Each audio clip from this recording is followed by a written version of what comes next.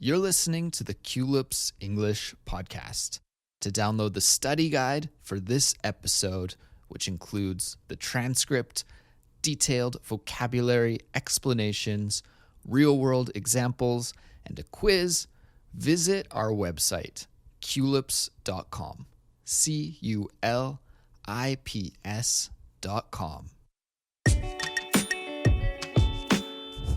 Hey everyone, my name is Andrew, and you're listening to Culips.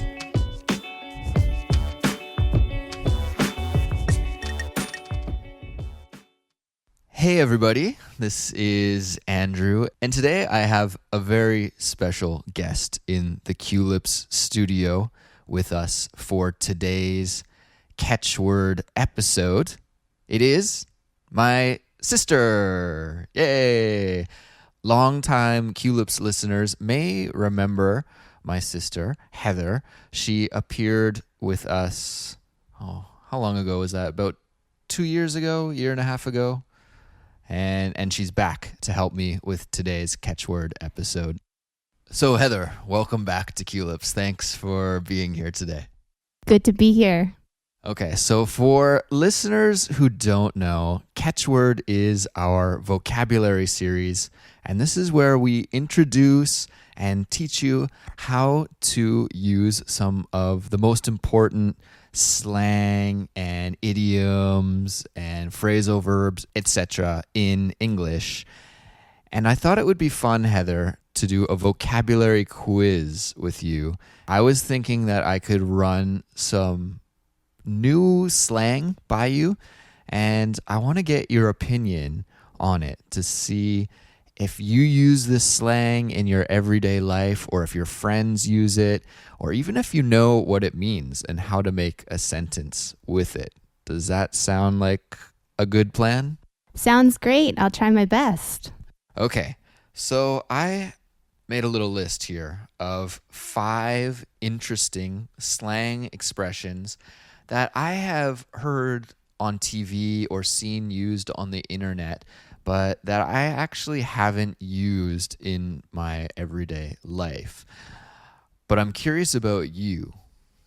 All right, you're 5 years younger than I am, and maybe I'm just too old to use these slang expressions, so we'll see how you do. Are you confident? We'll see. I don't know if I feel that confident right now, but we'll see. Okay, so I have 5 slang expressions for you.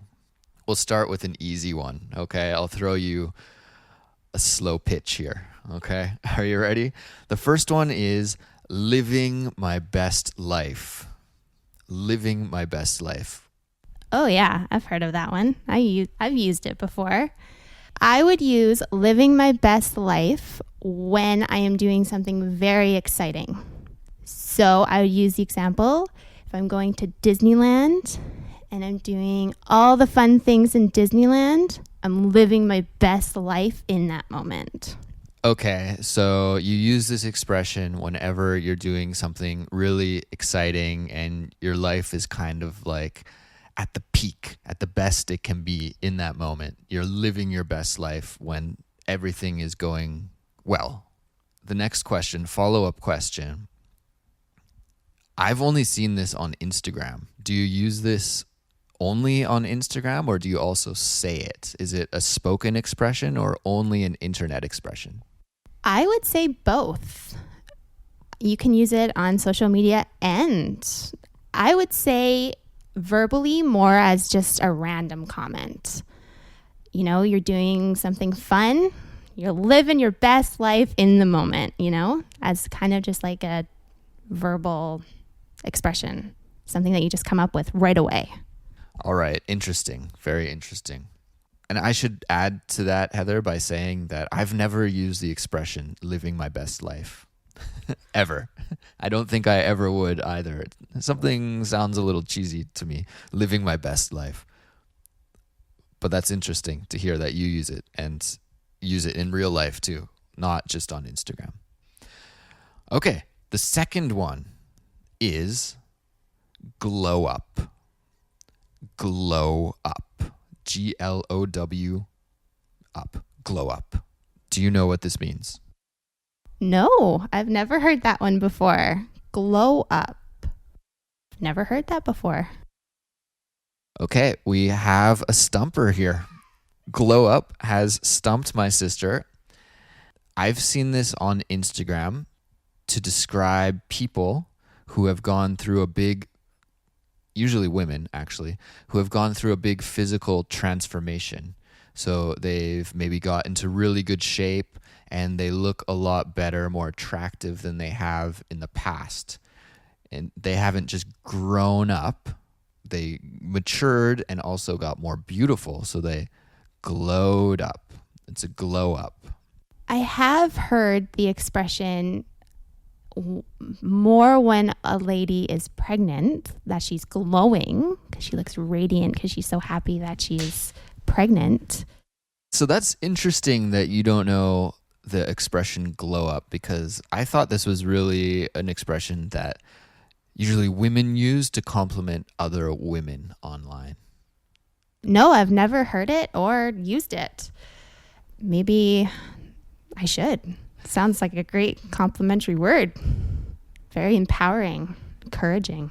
Okay, so we'll move on to number 3. And I think out of the 5, this is the one that I would be most likely to use out of the 5. And it is adulting. Adulting. What does it mean, adulting? I would say adulting means that you are doing something adult. So, like paying your mortgage or starting a family or doing something that is relevant to your age. Yeah, exactly. So this expression, adulting, is used a lot by people in their 20s, I think, that are technically adults, but they don't feel like adults. They still feel young and act rather immature most of the time. And then when they have to do something that is adult-like, that grown-ups, mature people have to do, like you said, like paying a mortgage or going to a job interview or doing anything that adults need to do, they would say adulting. Oh man, I had such a busy day today. I had to go renew my car insurance. Oh, adulting is really tough. We use it like that, right? Yes, and I've also heard the negative expression for that too. Like when you don't want to do something or something random comes up, like a big bill, and you had to pay that bill right away. Like, adult, it's so hard today. I've heard that as well. Okay, so this is used then in different forms too. It's not always adulting. We can use it as a verb to say, I adulted today. Okay, interesting. All right, well, let's move on to the next quiz item. How confident do you feel at this point, Heather? I think number 4 will be okay, but I think number 5 could be the hardest one. But we'll see. What is it? All right, so number 4 is woke. Woke. Like, for example, he's so woke. W-O-K-E, woke. I might have to think about this one for a moment. He's so woke. I feel like I've heard it, but I don't know if it's in the same context that you are thinking about. I've mostly seen this on social media, but I've also heard many people use it in real life as well. So, woke. What do you think woke means? Like, what does it trigger in your mind? What's going through your head when you hear the word woke? I don't know. Without thinking about, I'm just thinking about the meaning. Think about it. You go to sleep and then you wake up, right? You wake up and then you're woke. This is kind of a slang way to say you're alert, you're conscious. And so when you say, for example, he's so woke, what it means is that the guy is really alert to political issues. He's knowledgeable and tuned in to different political issues. He's not ignorant. He's knowledgeable. No, I had no idea that's what it meant. None whatsoever. But that does make sense now that you've said it. My first reaction was maybe he's a cool dude or something like that. He's so woke. But I'm glad it's not that. So I'm a little surprised that you don't know this one because I thought it was quite popular. Woke describes people who are alert and aware of political issues, especially issues relating to race and gender, like social justice issues. If you are alert to these, then you are woke. You're woke. And I think it might be related to Black Lives Matter, that movement in the USA as well. I was just going to ask, is this a millennial expression? Yeah, I think college students these days use it. I don't think there was a 70-year-old person that started using this. It was with young kids, with millennials for sure. So, Heather, now you're woke. I'm woke. I will try and use that more often. I thought maybe it was an older millennial term. So sometimes I do think that there are older millennial terms than newer millennial terms. And for people that don't know, Heather, what do you mean by millennial? Who is a millennial? So millennial is the generation from the early 80s to the early 2000s. So I'd say like 1980 to 2000.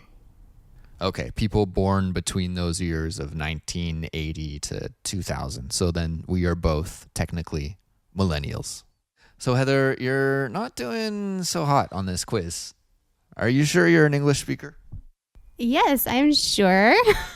Give me number 5. I think number 5 is going to be where I redeem myself. Okay, this one you're going to get for sure. I feel very confident that you're going to get this one.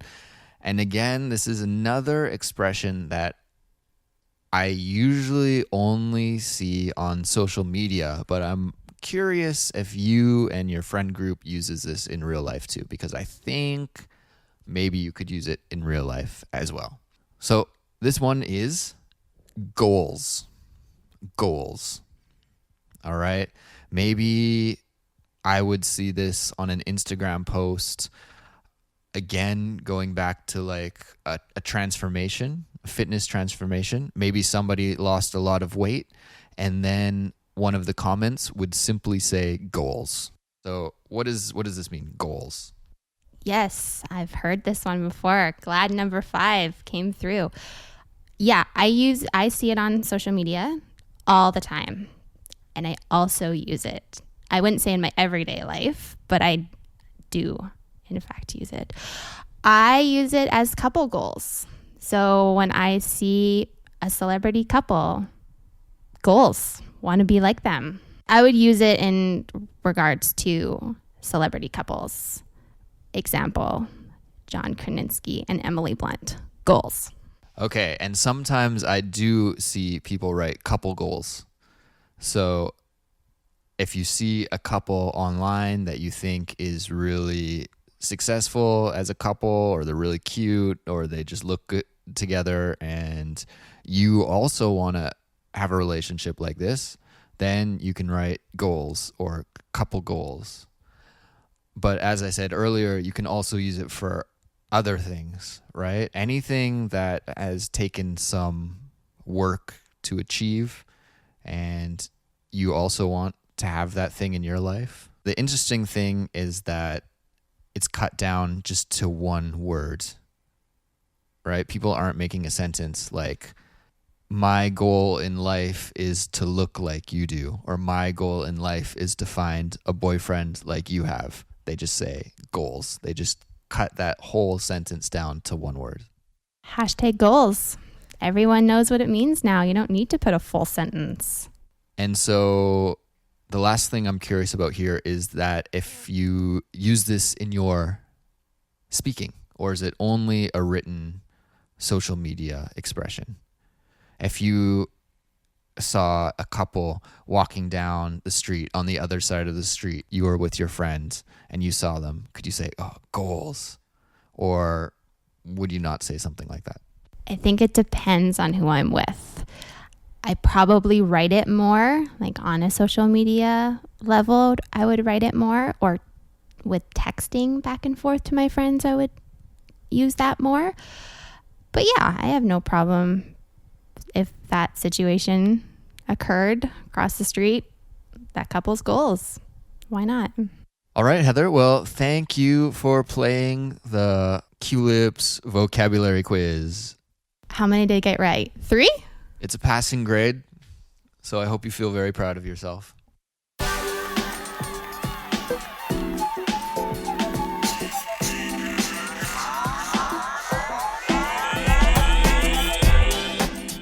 Thank you, everybody, for listening. I hope that you learned something new, just like Heather did today. We have a study guide available for this episode, which includes tons of awesome features, such as a transcript, detailed vocabulary explanations and examples, a quiz, and also some prompts that you can use for journaling or for discussion. The study guide is a great way to take your studies to the next level with Culips. And if you want to download it, all you have to do is visit our website, culips.com. We'll be back soon with another episode, and we'll talk to you then. Bye. Bye, everyone.